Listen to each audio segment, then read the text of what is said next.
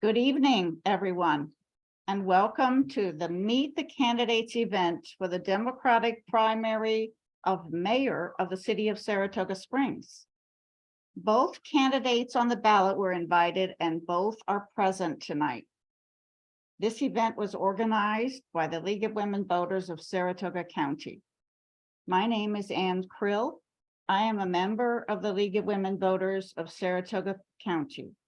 I live in the town of Wilton, and I will be your moderator tonight.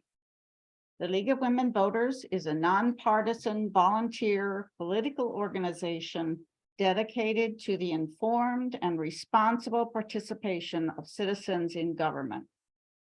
The League never supports or opposes any political party or candidate. That has been League policy since 1920. Membership is open to anyone who is eligible to register and vote, whether male or female. Please consider joining your local league. Before we start, I want to remind the candidates and our audience that the video taken tonight is the property of the league and can only be used by the league or licensed media according to FCC regulations.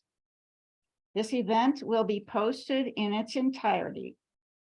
It may not be used by the candidates except to pose a link to the complete video. We do not make this request lightly. We have had recent experiences where candidates or their supporters have used portions of our videos to hurt another candidate. As the League is a nonpartisan organization, use of the video to do this is in contradiction of our purpose. And this behavior would discredit us with candidates, making it difficult for us to sponsor future forums. Both candidates participating in this forum have pledged that they will abide by our policy. Questions were sent to us by members of the community. League members reviewed them, compiled them to be representative and to avoid redundancy. We rejected questions of a personal nature. So candidates, this is your opportunity to let voters know your stance on these topics and how you will address the issues facing the people you represent. Please don't waste valuable time tearing down or labeling your opponent. Deal with facts. In your closing statements, please don't put your opponent on the spot with no chance to reply. We have timers for this evening's event. Cards will be held up for the candidates to glance at. Green means 1 minute left. Yellow means 30 seconds left. And red means time is up. The candidates are going to speak in alphabetical order by last name. The first then is Ron Kim, and the second is Chris Mathiesen. And now it is time to hear their 2-minute opening statements. Ron, Kim. Many thanks to the League for sponsoring this forum. It's been a privilege and an honor to serve as the 22nd mayor of Saratoga Springs. As mayor in the past 18 months, we've made progress on important goals for the city. I've insisted on transparency and openness in City Hall. We've extended the public comment period at all meetings, and I did not hesitate to speak to the public on November 20th, 2022, when a shooting occurred on Broadway to ensure everyone's safety. We've made the city more pedestrian and bike friendly by completing the East Side Downtown Connector, setting aside $1 million for construction of a pedestrian bikeway at Grand Avenue, working with DOT and NYRA on a Union Avenue pedestrian bike path, and securing funds from Congressman Tonko to construct a pedestrian bike path on Crescent Avenue. In addition, the Rec Department is constructing a destination playground in Veterans Park, rehabilitating the skate park at East Side Rec, and rebuilding the East Side Waterfront Park. On an affordable housing front, we've received $50 million for the Allen Drive project from Governor Hochul, approved a request for workforce housing near the casino, and are working to implement another workforce project on Putnam Avenue. I've also worked to support our vibrant arts community through the capital budget. We'll now soon be updating and rehabilitating the Saratoga Arts Center. On the public safety front, we're completing the long delayed, much needed East Side EMS station, and we're moving forward on all 50 points that the police task force recommend. Finally, on Friday, the city council took the historic step of funding the immediate operation of a temporary 24/7, 365 shelter for the unhoused in Saratoga Springs on Adelphi Street. RISE and private benefactors Sonny and Julie Bonaccio were key partners in moving this forward. I'm very proud of the work that we've been able to accomplish in a short 18 months. We should continue to move forward, not backwards. Thank you. Thank you, Ron, Mr. Kim. Next opening statement from Chris Mathiesen. Thank you. Also, I would like to thank the League of Women Voters. This is a great opportunity for people to hear from candidates, and I really respect your long traditions. I'm Chris Mathiesen, a lifelong Democrat. I lived in Saratoga Springs for most of my life. I served on the Democratic Committee for many years. I retired from my local dental practice in 2022. I served as chair of the Zoning Board of Appeals and as Commissioner of Public Safety, as did Ron Kim. I had always supported Ron Kim. I decided to oppose his re-election only after disagreeing with him on a number of issues last year, such as his support for the elimination of the position of assistant police chief, the ridiculous imposition of a personal adultery standard for cops, the public reprimand of an experienced police lieutenant. The mayor should have left the very effective risk and safety officer right where she was in the accounts department. He should have facilitated better relations among council members. The mayor should never have ignored the DA's advice regarding the release of information about the November 20th shooting on Broadway. A series of notorious incidents this year have only confirmed that I made the right decision when I decided to re-enter political life. I had hoped that this campaign would be limited to respectful discussion of issues affecting our city and our citizens. Instead, once I announced my candidacy, I was confronted with a series of attacks. One of the mayor's surrogates, Gordon Boyd, tried to associate me with racist confrontations on our high school. The mayor told a Gazette reporter of 3 strikes against my candidacy: the decision to eliminate the traffic division from the police department, the failure to actually get the 3rd fire EMS station built, and the 2013 Darrell Mount case. He described my performance in office as dismal, odd for a man who was one of my biggest financial supporters and never voiced any concerns about these or any other issues until now. Thank you, Dr. Mathiesen. Now it is time for questions. Candidates have up to 1.5 minutes to respond to questions. They're not required to respond. You may pass if you wish. And during the question and answer period, you will have 2 opportunities to request an additional minute. So to add to your response or to respond to something another candidate has said.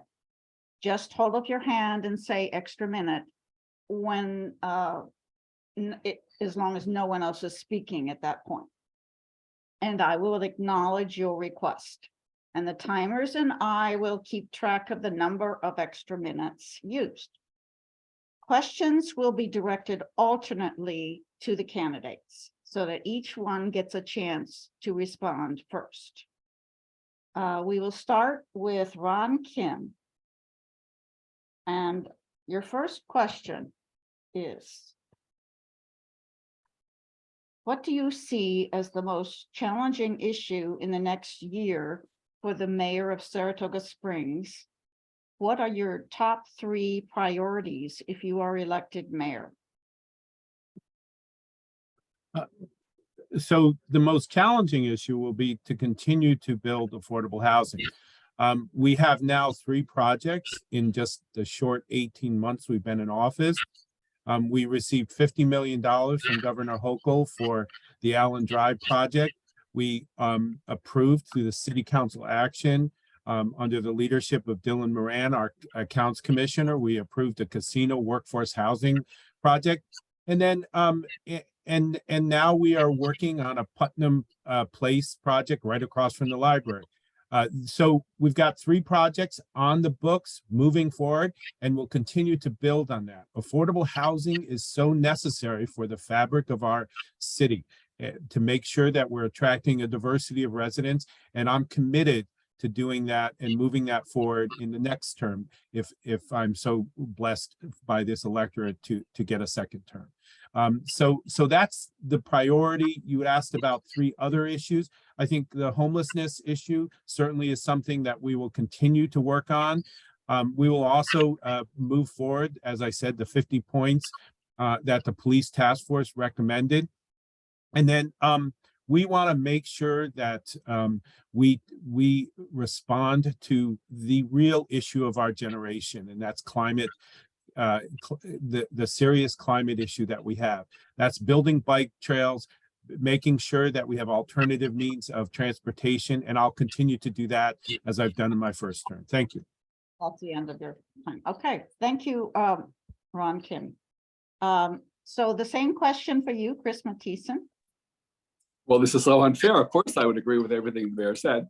Of course, we need more affordable housing. We worked very hard to try to bring inclusionary zoning into the city.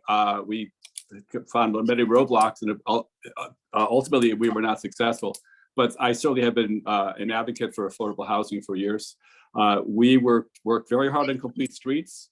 But in terms of the 3 challenges that I see, I think the first thing is making sure that the advocates for Black Lives Matter understand that most people in Saratoga Springs do believe that Black lives do matter, that they need to understand that most people are on their side, that a lot of the acrimony that we hear being directed against the city really unnecessary, because most people understand that. I think another issue that I think that needs to be addressed is short-term rentals.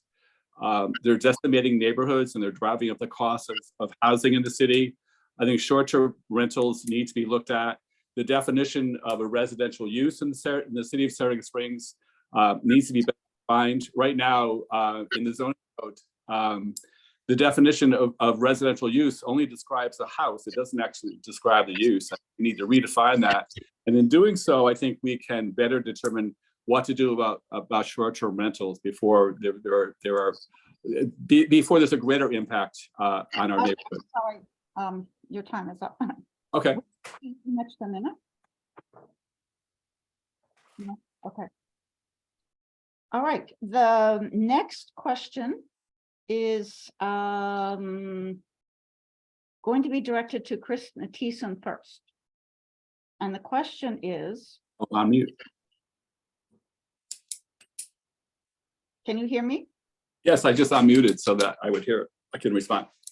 Okay, so the question is, what steps will you take to make council meetings more orderly and conducive to discussion, but will also ensure that the public is able to participate and feel heard and included? Thank you. Well, I think the public be heard and included. Unfortunately, many members of the community haven't been able to be heard or included because they're being spoken over, or they're never given an opportunity to speak at some of the meetings because other groups have taken over those meetings. I do believe that it's important to have a set of guidelines that we used to have for city council meetings, where each person comes in, describes, gives their name, gives their address, if not a street number, at least a street address. And it's important, since we all on the council represent members of the community, the voters of Saratoga Springs, that we know who the voters are, who the members of the community are, and who they are. Because obviously more weight should be given to people who are part of our community than not. So when people come in and refuse to abide by those guidelines, which have been in force for a long time, I think stop and say, you can't go on until you explain who you are and where you're from. I think also there has to be order. Again, people are being shouted over. That's not okay.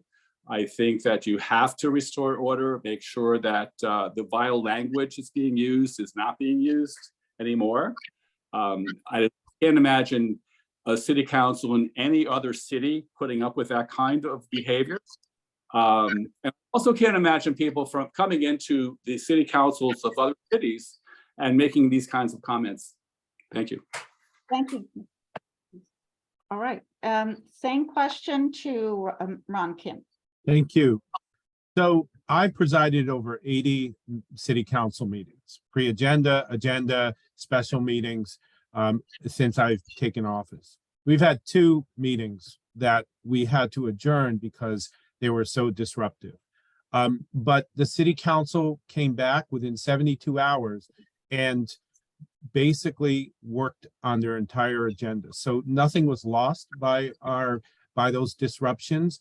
They're regrettable, and we do our best to try to make sure that people conduct themselves accordingly. But here's one of the problems that we have right now. The Attorney General is investigating for civil rights violations, both all the former administration, City Hall, and unfortunately now the current Public Safety Commissioner, for basically arresting people who were disruptive at city council meetings. That costs the city taxpayers. Why? Well, right now, we've already spent $65,000 on attorney's fees for that investigation. In other words, we're required to provide legal counsel to the former officials who basically, I believe, violated the law. So I'm not going to do that. What I am going to do is continue to conduct meetings according to what I believe the First Amendment requires us to do, which is allow people to speak. And so we will preserve that, and we'll also get our work done. The proof is in the pudding. We've gotten a lot done in 18 months. Thank you, Ron Kim. Okay. Thank you. I believe that Chris Mathiesen raised his hand. Do you want to put that down? Well, I did. No, I don't want to put my hand down. What I wanted to say is that, yes, there were 2 meetings that were disrupted to the point where they couldn't continue, but that's not. Just wait 1 minute, Mr. Mathiesen. Okay. Do you want to use an extra minute? I thought I said yes. I was not sure why you put your hand up. You need to put that down. I can see you if you raise your hand like this, okay? Oh, that way. Okay. Well, I did put my hand also. So do I get my minute now? Yes, please. Okay, yes, true that there were 2 meetings that were disrupted. There were also a number of meetings where people who were trying to speak to the city council were being shouted at and shouted down, and that seemed to be tolerated. In addition to that, the manner in which members of the council have disagreed with themselves, with each other, is really out of control. The disrespect shown for members of the council from the audience and for among the members of the council is really out of control. In terms of the First Amendment, yeah, the First Amendment is very important. And we just passed Memorial Day and people gave their lives to protect our rights. The First Amendment rights are being abused by people in those city council meetings, and that's to stop. Thank you. Okay. All right. So shall we move on to the next question? Yes? All right. The next question will be answered first by Ron Kim. And the question is, Saratoga Springs has a large and growing, and I realize that this is something that you may have talked about in your opening statements, but maybe you want to add to it. A growing population of homeless people. What plans do you have to address this concern, and how can the city address the underlying issues of its unhoused residents? So we should celebrate tonight, because tomorrow marks the beginning of a new era in Saratoga Springs. The first 24/7, 365 shelter will open up. I was down there this afternoon with my deputy mayor, and people were already there. It's not even fully open.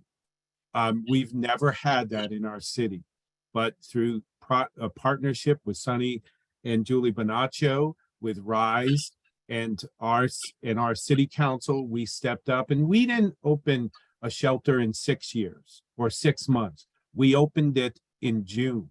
And this is the very first time that our unhoused population will have an alternative to Woodlawn Garage. Just prior to this meeting, to this forum, I got a text from one of the people working over at the shelter, and they happened to drive by Woodlawn Garage. Still needs to be cleaned out, and I know Commissioner Golub has plans to do that tomorrow, bright and early, but there's nobody there.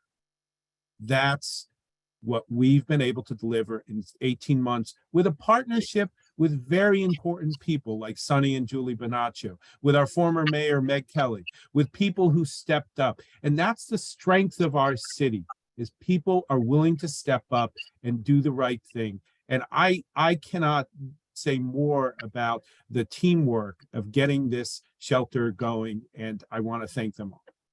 Thank you, Ronkin. All right.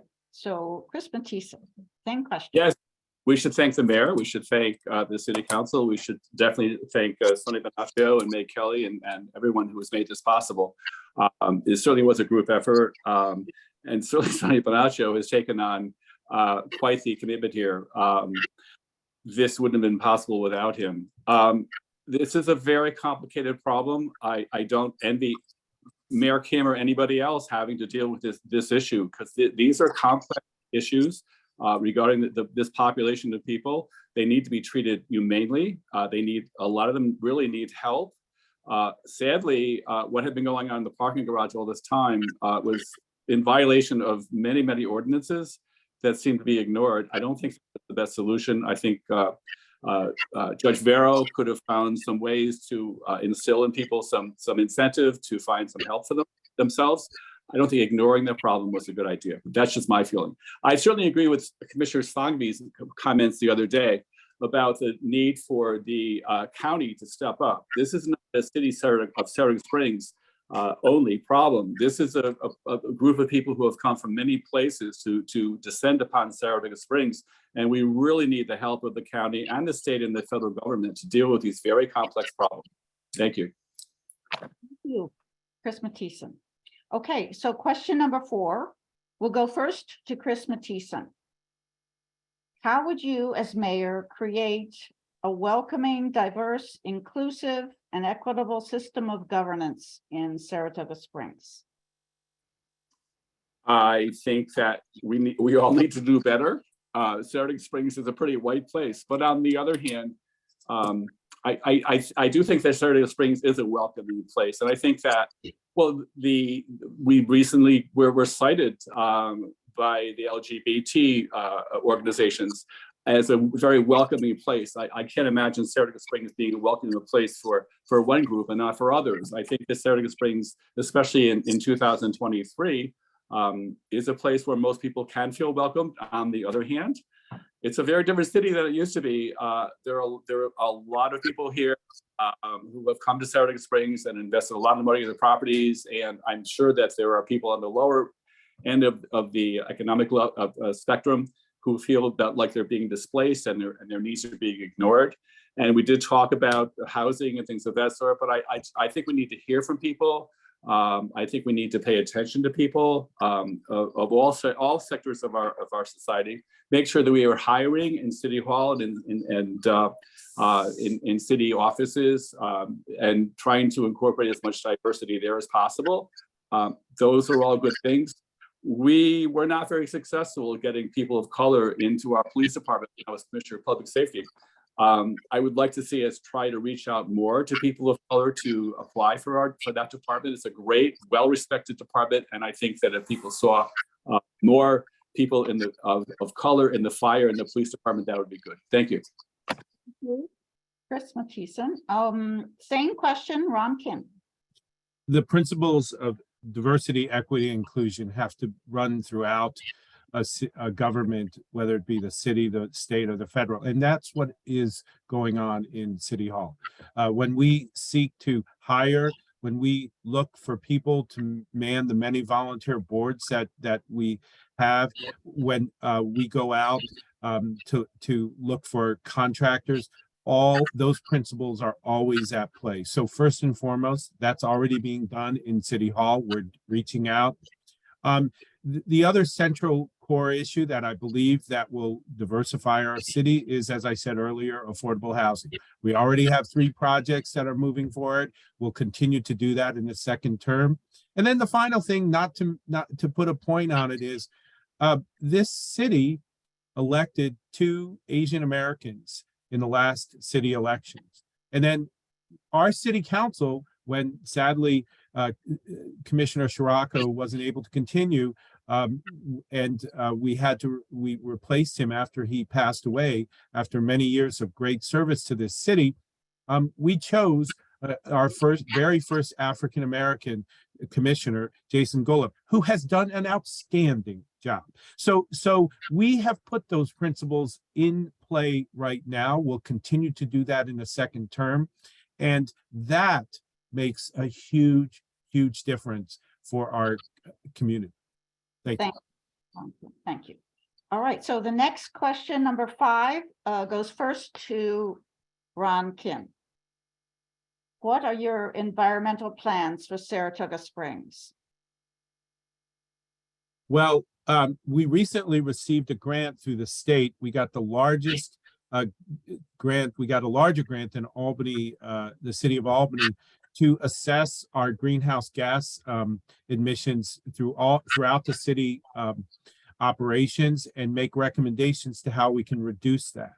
We've got a great team looking at this, Laura Falk, and Raina Caldwell, who are helping us, again, volunteers to our community who know this area far better than I. So we're going to be that's one of our first plans, is to implement that grant. And then what we've done, what I mentioned earlier, is our bike trails, our pedestrian sidewalks are providing a means of transportation that isn't reliant on carbon producing vehicles. And that will continue and grow in a second term. And I'm really looking forward to implementing the Complete Streets Plan after so many years of delay and essentially not moving forward. So those are 2 issues that we're moving forward with very aggressively, and will continue to move forward. Thank you. Thank you, Ron Kim. All right, so same question, Chris Mathiesen.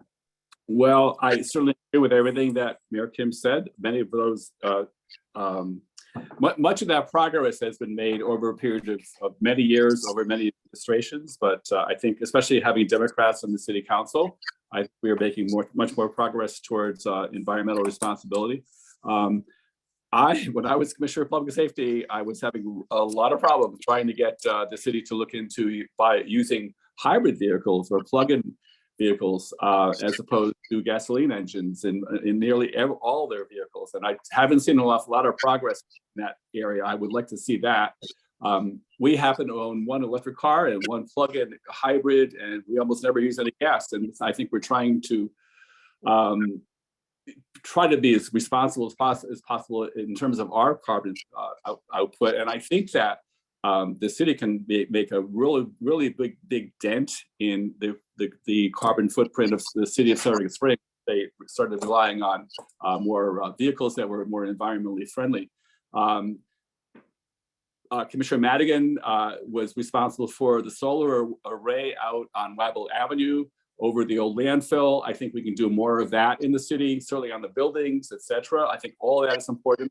I think it also would be helpful if we could help our citizens expedite solar panels, etc., for various residences in the city, because it's a very kind of a complicated approach, and they may need some guidance and help.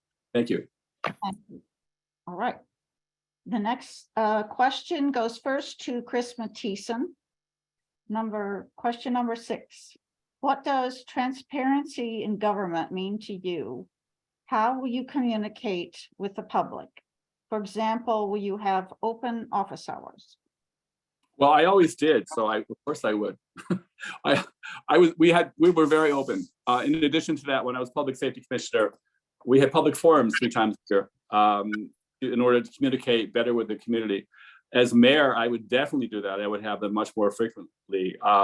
The problem, I think, for a lot of us is that other than the times you're running for election, there's this wall between the people in office and the community. And you know, the city council meetings, the public comment, the city council meetings really is not a great time for communication, for two-way communication. I would definitely bring back the public forums that I was doing and do them on a much more regular basis across the city. Make sure we're hearing from our citizens about what their concerns are, get their feedback, what we're doing right, what we're doing wrong. And at the same time, they get to hear from us, and they get to hear about our perspective and why we're doing what we're doing and what we can do and what we can't do reasonably. The public forums that we did when I was commissioner, I think were very effective, very helpful, and I would definitely reinstitute those. All right, same question. Ron, Kim. Transparency to me means that when there's a shooting on Broadway that shatters and rattles the city, the public officials, the mayor goes out and explains, one, people are safe, the threat is over, and explains what didn't happen. Because what we saw at that moment in the early hours of November 20th was a lot of social media rumors about things that weren't true, like gang-related violence, etc., that could have potentially rocked our community further. So that's transparency. Here's another example of transparency. When I found out that the rec department's email list, which is almost 10,000 names over time, was used by a prior administration for political purposes, I locked it down. And told the public that will never happen again. Assured them. And then when a Republican-backed entity asked for all those email names under the guise of a Freedom of Information Act request, the lawyer said to me, "You might lose this, Mayor." We fought and we won that appeal, and we protected those email addresses. Final thing, when we started incurring legal fees for the AG's investigation for its civil rights violations, I went in front of the city council several times and reported those fees. That's transparency. Okay, thank you. Did somebody want to use an extra minute? Okay, Chris Mathiesen, I believe, wants to use an extra minute. Is that right? This is my last extra minute, isn't it? Okay. Yeah. Okay. Regarding the November 20th incident on Broadway, the Saratoga Springs Police Department and the District Attorney's Office had always been very, very much in coordination regarding when and what to release to the public regarding these kinds of incidents. The duly elected district attorney went to the mayor's office and told the mayor not to release those videos and not to comment publicly on a lot of the things that they did comment on. I know the mayor thinks that's an example of transparency. I think it's an example of irresponsibility. I really believe that the district attorney who takes the responsibility of having to prosecute these cases should have the final say. Thank you. Okay, and now we have another extra minute, Mr. Kim. Ron Kim. So I'm also a duly elected official. And on that morning, it was very clear that the most important thing that we needed to do was get information out to citizens to make sure they knew what happened and what, more importantly, didn't happen, because other consequences could have occurred. We asked the DA, and with all due respect, I was at the meeting. I don't think former Commissioner Mathiesen was there. We asked the DA, tell us why we shouldn't go out there. She could not explain why. She did not give me a reason. I'm an attorney. I've got 35 years of experience. I would have gladly, if there had been an evidentiary or prosecutorial reason for us not to move forward with this or in any way prejudice the investigation, and that wasn't forthcoming. It was simply a demand. And when I explained to her that I was a duly elected official that had a responsibility to the electorate, then we went out there and we did what we thought was right. And it's turned out to be the correct call. I'm sorry.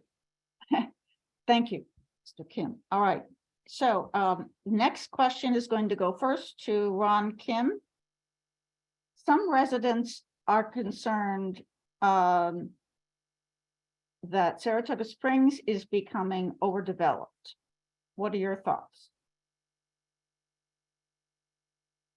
I agree that we need to have responsible development in the core. I agree with the principles of our comprehensive plan that was enshrined in 2015 by a vote of the council, or 2016. And I do support that. In fact, I brought, before the city council, several amendments to our unified development ordinance for the express purpose of limiting some of the growth in the gateways to our city. Unfortunately, it didn't pass. One of the things about the commission form of government is I can influence, I cajole, I use my persuasion, but in the end, the city council votes. If it's a 3-2, we pass. If it's the other way, it doesn't. So I'll continue to advocate for greenbelt protection. It is essentially what has made Saratoga Springs a jewel of the capital region, and we'll continue to really make sure that also the development that does go forward meets certain standards through our planning board and our zoning board, because as most of you may know, the mayor is in charge of the appointments in those areas, and we've gotten some great appointments, and that those boards have continued to be responsible and look at applications in a way that continues to improve our city. Thank you, Ron Kim. All right, same question, Chris Mathiesen. Regarding overdevelopment, I'm a very big fan of our comprehensive plan. The comprehensive plan, yes, it wasn't, the city council did approve it in 2015, but it goes back much farther because it was built on previous comprehensive plans in 1999 and 2001, et cetera, et cetera. The idea of preserving our greenbelt, the idea of preventing commercial and residential sprawl, the idea of basically having a strong urban core is a really good idea. The sad part is I think a lot of citizens don't quite understand what the comprehensive plan is calling for and why it's so important to our city. But it's resulted in a very progressive, successful downtown. You have people doing business downtown, you have offices downtown, have people living downtown. That helps to support the downtown community. And they're all walking. They're not having to drive. It's not like you're in Wilton or Clifton Park or places like that where you're car dependent. This is all good. Environmentally, it's good. It's very, very good for the city. And obviously people want to be here. So I think that it's important to explain to people who have those questions why we're developing the way we are and why that's very good for our city. That's a good kind of development. It doesn't result in new streets. It doesn't result in new infrastructure. It doesn't result in more pressure on the city. But we're basically maintaining the uniqueness of our city, which is very important. And I think that our greenbelt continues to be a real treasure. Thank you. All right, thank you, Mr. Mathiesen, Chris Mathiesen. The next question will go first to Chris Mathiesen. Should Saratoga Springs welcome legal refugees currently being bused from New York City, and explain? Yes, absolutely. First of all, Saratoga Springs has been a place that has welcomed Black people, Italian people, Irish people. We have all these ethnic neighborhoods that used to be here, sadly, but they've dissipated now. But we've always been a place that was welcoming to those groups. And my heart goes out to these people from South and Central America who just want a better life. And they've been mischaracterized by Donald Trump as people who are ne'er-do-wells who are out to get us all. Well, that's not the case. Most of the people that I know from those countries are extremely hardworking people who just want a better life. That's why they make these trips. And so, yeah, I think that we should be welcoming those people. And I think that the county of Saratoga Springs, the county of Saratoga really needs to rescind that restriction that they've had put in place. I think that's really awful, and that should not represent what Saratoga County should be all about. Thank you, Chris Mathiesen. And Ron Kim, same question. So when the Saratoga County declared their emergency, we leapt into action in my office. We contacted both the state for input from them on the emergency order. At the first order was almost inexplicable. You couldn't really understand what they were trying to do. It is now in the courts. We saw it as probably unconstitutional in terms of its basically attempt to restrict who comes here. We also thought it was probably dangerous because, as you all know, if you live in Saratoga Springs, there are going to be a number of people who come here in the next weeks and days to essentially staff our all essential NYRA businesses and the support businesses. And we were concerned immediately that this perception that, oh, there were people overrunning us from South America and the southern part of our continent, they would be associated negatively in that manner. So we've been looking at this. We don't agree with the county's position. We think it's illegal, and we've actually taken steps to essentially review it, and we're encouraged by the current lawsuit. In addition, I've been working very closely with the Saratoga Immigration Coalition. The night after the meeting was called, I met with them. Thank you. Would you like to use an extra minute? No, that's okay. Okay, so going on to the next question, which will go first to Ron Kim. I have a question. How many questions do we have? I have 3 more questions. Oh, Actually, thank I have I 5 just wasn't more, but I think 3 is about all the time we'll have. So Thank you. I was just wondering. Thank you. So what are the greatest public safety issues in Saratoga Springs, and how would you address them? So I do believe that we have to look at our the issue of when our bars close on Caroline Street, not because it's terribly dangerous, but it is, I think, essentially an issue that needs to be addressed over in how late we want to keep the bars open, because as I've been told, there are, nothing good happens after 12, and we're open till 4. I think that's a challenge for public safety. I think another challenge that we need to really look at is right now we have 54-foot trucks plying Broadway, and we need to regulate them better. There was a system to regulate them. When I was Commissioner of Public Safety, we had a traffic division that used to pull these trucks over, and unfortunately that was disbanded. So that's another issue. So I think those 2 safety issues, and in the end, I do believe that we have unfortunately a society where we love guns too much. We need to deal with that. It is dangerous for our first responders. It's dangerous for the public. And I do believe that there are measures that the city needs to take to make sure that basically guns aren't in places where they don't belong. Thank you. Thank you, Ron Kim. Oh, Chris Mathiesen. Thank you. Well, one of the biggest public safety problems is about to be addressed because we are about to have the 3rd fire EMS station opened in the city, and there will be 3 engines in the city instead of 2. That kind of redundancy is very important because things have gotten so busy, and the response times to the Eastern Plateau will be much more acceptable, so that the people across the entire city will be getting the same level of fire EMS coverage, which is very important. In terms of the traffic division being eliminated, and that did happen during my administration, the police chief at the time, Chief Cole, decided that there were some very important reasons for doing so. We would have been happy to talk to Ron Kim about that at the time if he had wanted to ask, but he never asked.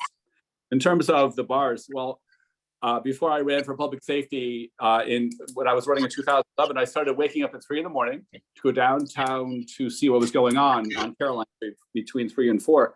And I was appalled. I had never seen anything quite like that. It was hard to imagine that was going on in our city.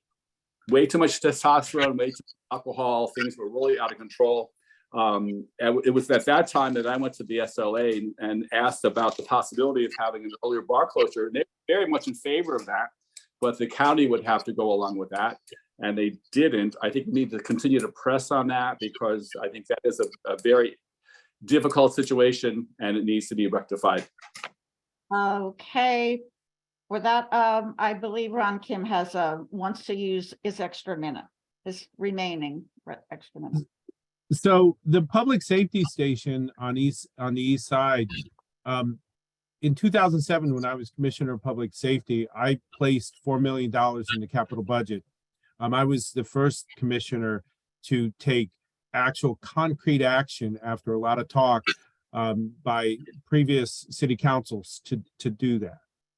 Unfortunately, from 2007 to today, it got delayed much longer than it needed to. And it was because there was a Colomer lot deal, that a land swap that essentially diverted the city council's attention, and it ultimately the city lost money. So I'm glad that we are now moving forward on this essential city service to the east side. And I do believe that it will open fairly soon. And again, it's because our administration has been able to get a lot of things done, and that's one of them. Thank you, Ron Kim. All right, so both of you have used your extra minute. We're going to have 2 or 3 more questions depending on the time. For operating, so the next question will go first to Chris Mathiesen.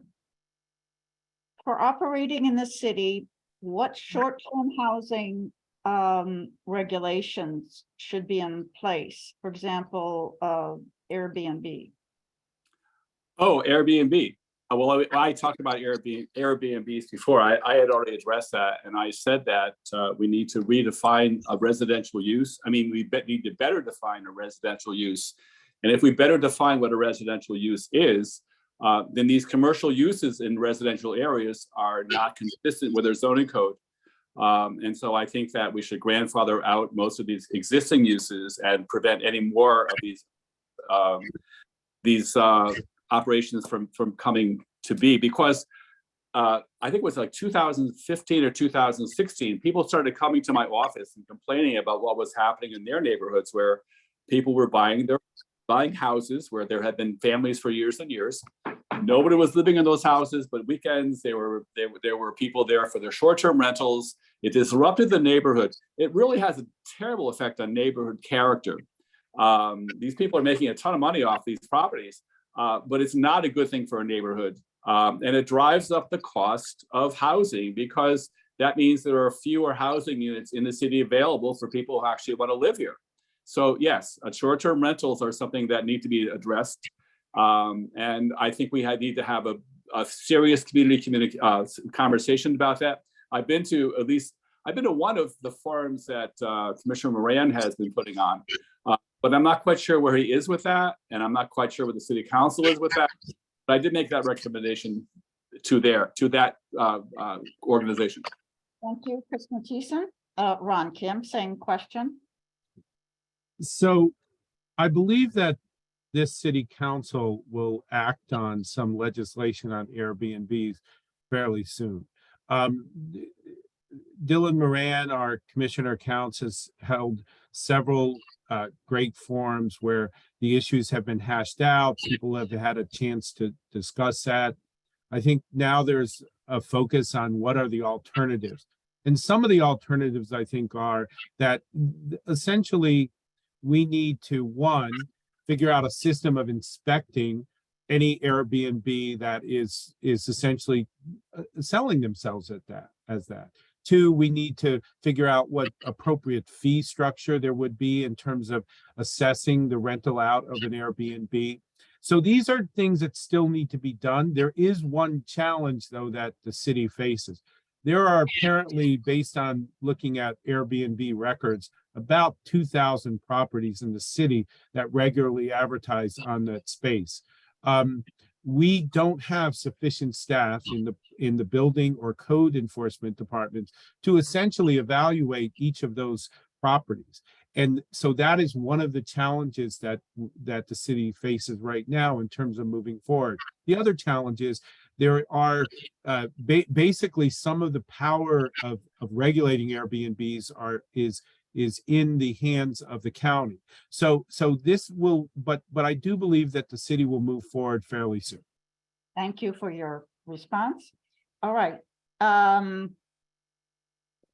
I think we still have time for 2 more questions. All right, and this will go first to Ron Kim. Bike lanes are part of the city's climate mitigation plan. What specific projects would you seek to complete in the next 2 years to connect existing partial bike lanes into a connected network? Well, the downtown connector is already completed. That was a major piece of the complete streets. As I mentioned earlier, the Crescent Avenue project that Congressman Tonko has awarded us funds for construction is an integral part because it's actually coming out of the park and will connect to Nelson Avenue. So that's a very important piece of that. So those are going to be moving forward in a fairly short time period. In addition to that, the Union Avenue project by NYRA and DOT, it's the work started. It's now stopped during the track. It will recommence. It is also going to go out towards Longfellows. So the bike lanes we just got notice that DOT has approved doing the bike lanes out that way. So that's another critical part of bringing essentially a route that would potentially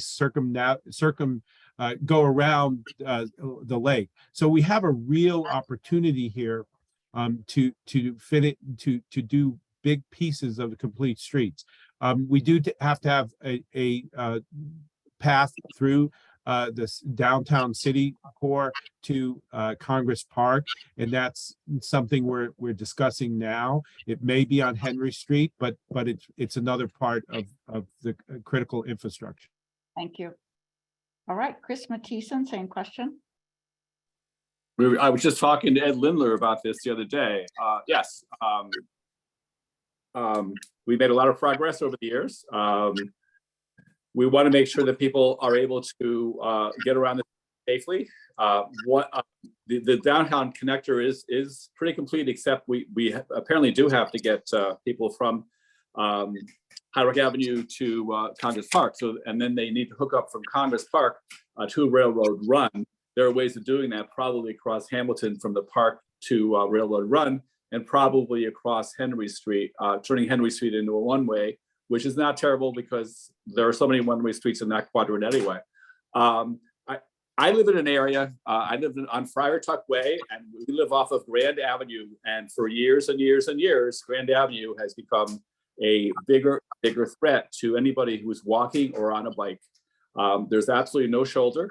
The traffic has increased dramatically. The number of subdivisions out here has increased dramatically. The people who really depend on Grand Avenue to bike and walk are at risk, and we definitely need something done out here. I had stated once that the Geyser Road Trail was done, that the rest of the west side needed to be connected. So Geyser Road, Grand Avenue, and Pine Road, and Kirby Road, and Route 9N, and Washington Street all need to be made much more safe than they have. They have it up until now, and really the starting point needs to be Grand Avenue. Thank you. Thank you. All right, one more question. This will go first to Chris Mathiesen. How are you funding your campaign? Do you have any endorsements? Oh, how am I funding my campaign? Well, I'm putting some money in myself personally. we've always run campaigns on small donors, and we have lots of small donors. In the past, we've done that in the past. I feel better about that because you don't feel as if you owe someone something when you're in office. I'd rather have a lot of small donors than a few big donors. So yeah, it's a little bit difficult running against an incumbent. It's been a real challenge. We're doing what we can, but funding has been a problem. Absolutely, we're funding the campaign and appealing to everybody who wants better government in Saratoga Springs to fund our campaign.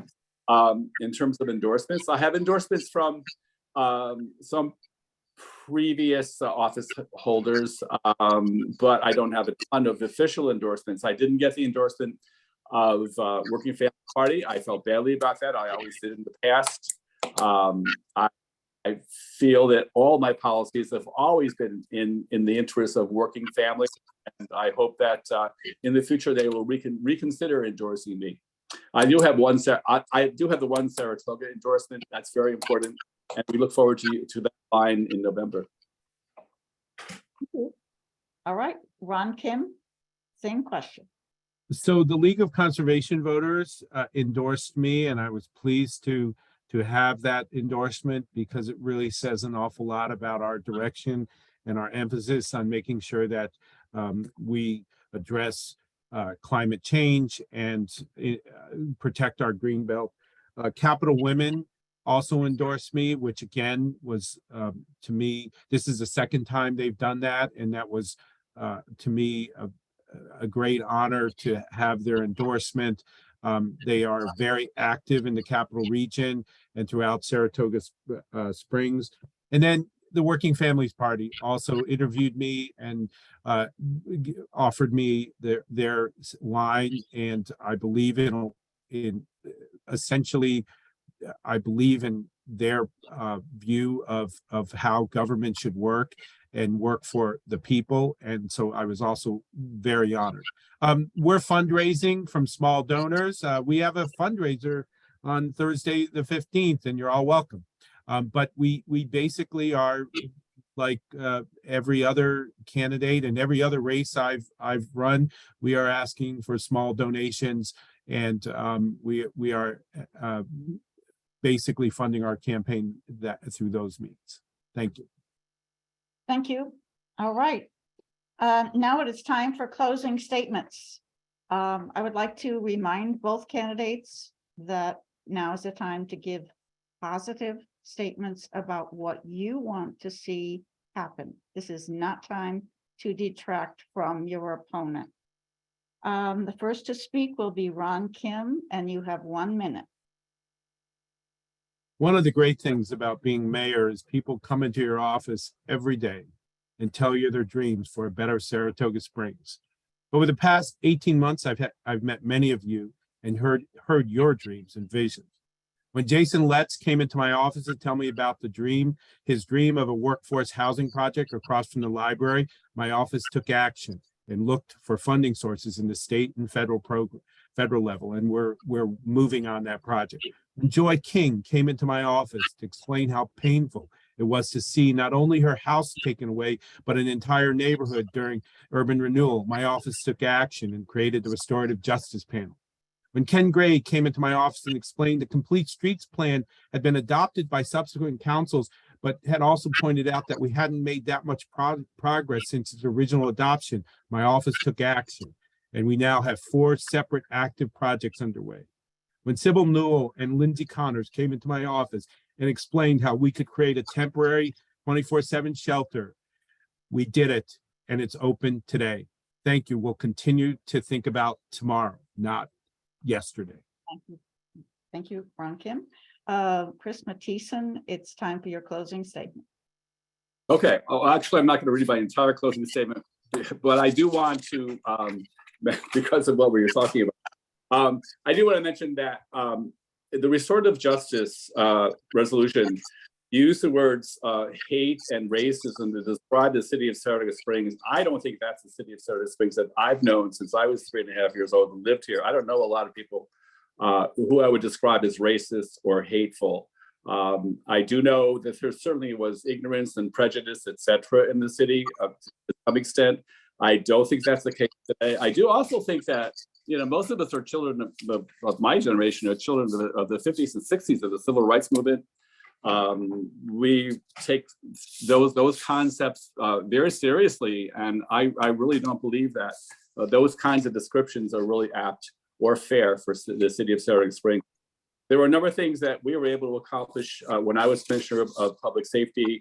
I'm sorry that they were diminished in some of the comments made by the mayor, but I do think that the people, not only I, but the people in the department deserve so much credit for what they've accomplished. So, thank you. All right, thank you both, Ron Kim and Chris Mathiesen, for participating tonight. It is great for our community to hear how you both feel on all the issues. I want to remind the listeners to vote and remember that for this primary, only those who are registered Democrats can vote. Maybe one day the league will get that changed and we'll have open primaries, but right now you have to be a Democrat to vote in the Democratic primary. Early voting starts Saturday, June 17th until Sunday, June 25th. You can find your early voting site and hours by calling the Board of Elections or seeing their website. There are 3 places in the county: Clifton Park Library, Boston Spa Board of Elections, and Saratoga Springs Rec Center. But again, the hours you can find out on the website of the Board of Elections. And then the regular election day is on Tuesday, June 27th from 6 a.m. to 9 p.m. And that would be your regular voting place. I want to thank again the candidates who attended tonight and for your help to educate the voters. And again, thank the audience for taking the time to learn about the candidates.